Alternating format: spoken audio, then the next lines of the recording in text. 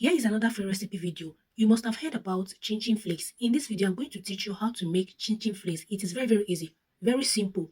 You can just do it, okay? So watch this video carefully to know how to do it. I heard some of you are paying a lot of money to learn this, but I'm going to teach you for free. So as you can see, I have sieved my flour and I've mixed all my dry ingredients together. Right now, I'm adding my butter and I'm going to mix everything together till it is well mixed. Make sure you wash your hand while doing this. Now, the next thing I'm going to be introducing is water. I'm going to add water to it. I'm going to make it a little bit runny, but not too runny. So guys, watch this video carefully so that you will understand what I did. Honestly, I don't even know who brought this method, this chin flakes. Sometimes I feel, some of us will like unnecessary stress, but that's by the way. So right now, make sure that your batter does not have any lumps, okay? It is very smooth, as you can see in that video. So right now, I'm going to on my gas, and then I'm going to place my non-stick frying pan. I said non-stick frying pan. You know that method of, making your chops wrap?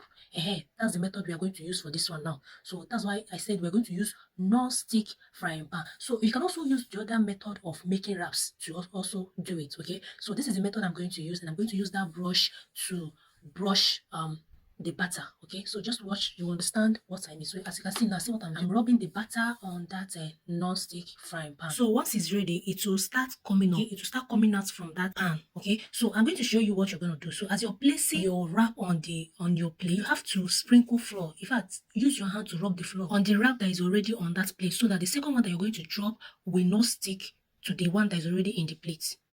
I know say for your mind now you go dey say no be small thing. No be small thing, my sister, my brother. Back to the one on the pan. Like I said earlier, once it's done, it will start coming out from the tip. It will start coming out. So we are heading to the next step. Right now, we are going to be cutting it. We're going to be cutting it to our desired shape. Now, listen, this is another thing you need to know. So you have to let it dry up, okay?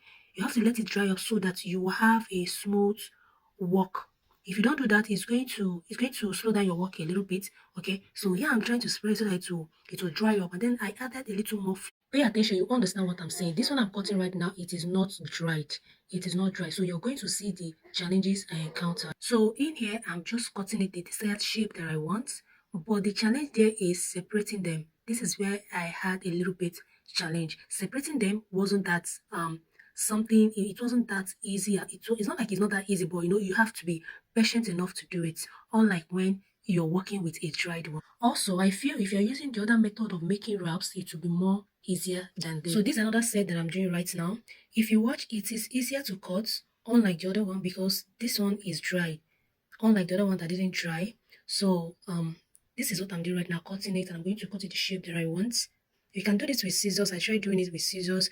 At a point, I felt the cutter was better for me, so I went back using the cutter again to do that. Okay, so you just cut the shapes that you want. Just cut into the shape that you want, and then you separate them. Some of them will come out on their own, whereas some you're going to separate them. Unlike the first set that I did that I had to separate all of them.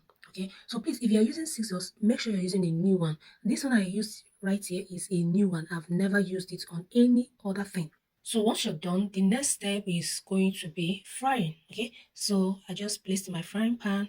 If you are making a large quantity, use a bigger pan, a bigger frying pan. So I just put in my oil right now, and I'm going to let it get hot before I'll start putting the flakes inside. So I'm going to wait a little bit for it to get hot.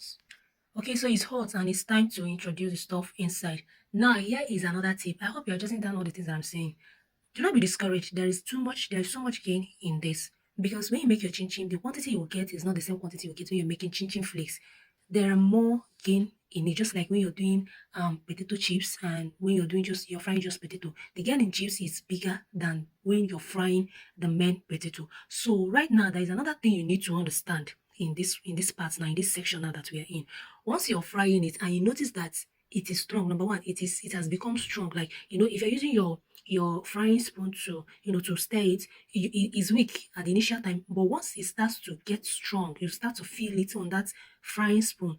Be careful, watch out when it starts to color a little. Once you see a stain of brown coming out a little, my sister, my brother, just bring it out. Okay, bring it out and put it in a sieve. If you leave it inside, it will get burnt.